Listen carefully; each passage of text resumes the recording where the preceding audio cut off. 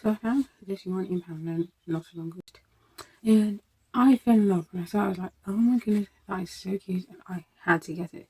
And so I started to use it to make that sweater, and this is how it went. So it was really affordable. It was, yeah, you could get three for £2. So you pay £2 and you get three balls of yarn, and these balls are 50 grams each.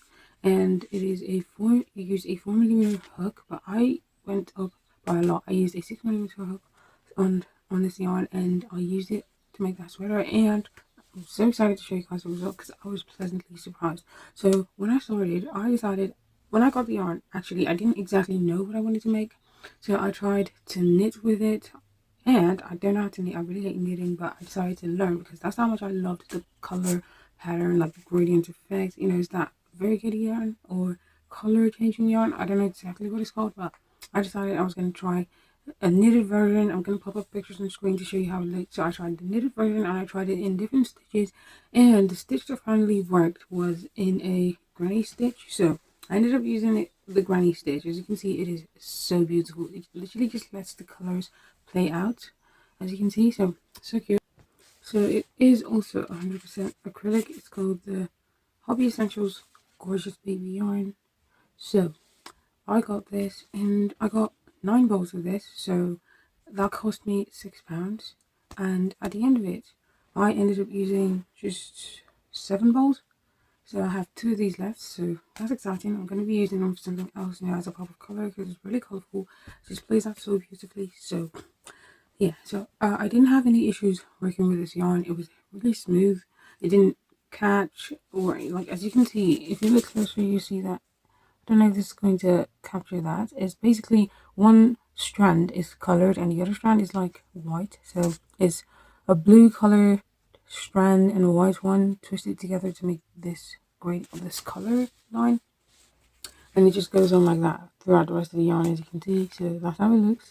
So I thought it would like separate a lot and catch on crochet hook, but it didn't do that. It was really easy to work with and really smooth. The only issues I had was with tangling. It really got tangled, and that made me like, I was towards the end when I did the center pull.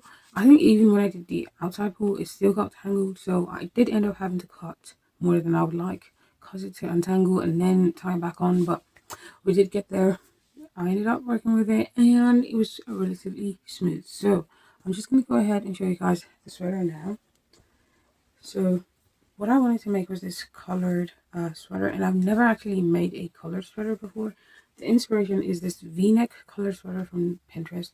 I tried to do the V. As you can see, my V isn't really Ving, but that's it. It looks so cute. Like when I finished attaching the color to it, I was like, oh my goodness, that's so cute. I need to make more things like that. So that's the body.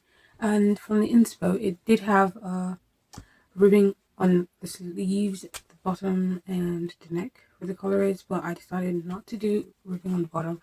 All I did was just do a little slit here because that's something I've never done. I've always wanted to do like a little opening on the side, so I decided to do that on this project. So it has that, and the opening on this side as well. I don't know if you can see. So there we go, and that's how it looks. So cute. I am so pleased. Like, look at the colors. It literally just made this stunning stripe that I am so here for, and I just really like it. I'm so pleased. I cannot wait. Like, the yarn was gone immediately. Like, I was so lucky to have gone into the shop the day that I did, because the next time I went in, it was all gone, like clean. So there's all the yarn heads out there. So anyways, that's how the sleeve looks. And I decided to use white for the ribbing because I popped the inspo picture on the screen. You can see it was this gorgeous purpley gradient colors they used, and they used purple on the collar and the V's, the neck, and all other parts to need ribbing. But I don't think I didn't have that much purple. I would have loved to get a yarn in that color that they used, but I didn't get that. So this is what I got, and I'm really pleased with it. So the only thing I haven't done yet is steam this piece. I have definitely steam block this piece. I've definitely done I've weaved all the ends in and everything. So it's all clean, all done. I think I finished this in like a week plus. I don't know exactly what day I started. I was just trying to play around with the yarn, and then I was like, oh my goodness, this would be perfect for that sweater I've always wanted. So I dove right in, and here we are. So I'm gonna go ahead and steam it, and I'll come back and try it on so you guys can see how it fits. I did make the neck quite a little small because, like I said, I've never made a V-neck on a granny stitch sweater before, so it is tough getting it in, getting my head through. But once it's in, it actually fits everywhere else. So let's go steam and try it on.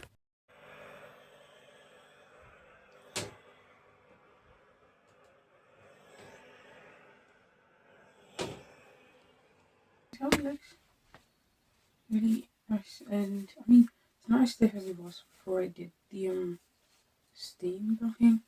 I like that sleeves are definitely longer. I always make my crochet projects have long sleeves because I just prefer it. And yeah, I didn't plan to get pink trousers. I just had it on. It was a coincidence, but I feel like it kind of does match the pinks in the cardigan because sweater, because there is a lot of pink. So yeah, that's how it looks. I usually make them my sweaters or cardigans really long, past the butt. But I feel like this one, yeah, this one is right where it needs to be. But if I do feel like I need to add something else, like I need to add a little bit more length, I can because I still have 2 balls of yarn left. So I used 6 balls, like I said, of yarn, and I was able to get this. And I did have to use white yarn, different white yarn left over from a different project. So I used that on the sleeves for ribbing and the collar. So yeah, that's how it looks, and I'm really proud, really pleased with how it turned out. Vouch for really cheap yarn. Like I said, £6 because yarn can get really expensive, even on Temu. Like the other day I went into, especially in those specialty shops, you guys. Like we went in one of those specialty shops not too long ago, and one ball of yarn. Granted, it was a big ball. I think maybe 250 grams, and it was one of those gradient bowls. So literally, she said it was £11, and I was like, what? No way. And obviously, you're definitely not going to use just one bowl. You're always going to need more than one bowl because if you crochet, you always run out of yarn. So, 11 pounds for a bowl. So, if I needed to make something, it's probably going to be like maybe we're looking at £33, and that's minus how much time you give into the thing because you don't even calculate how much time it's worth. Basically, I'm going to stop rambling, but I think it is pretty good for £6 to get this. Actually, maybe not even £6 because I still have balls, like I said, and I might go ahead and use it in a different project or just add to the length if I ever feel like I'm not comfortable with how short it is. But I don't think it's that short, so I'm really pleased. So I will be making videos like this moving forward. If you would like to see that, then go ahead and subscribe and like this video. Let me know, would you guys make stuff with cheap yarn? And I'm going to see you guys in the next upload.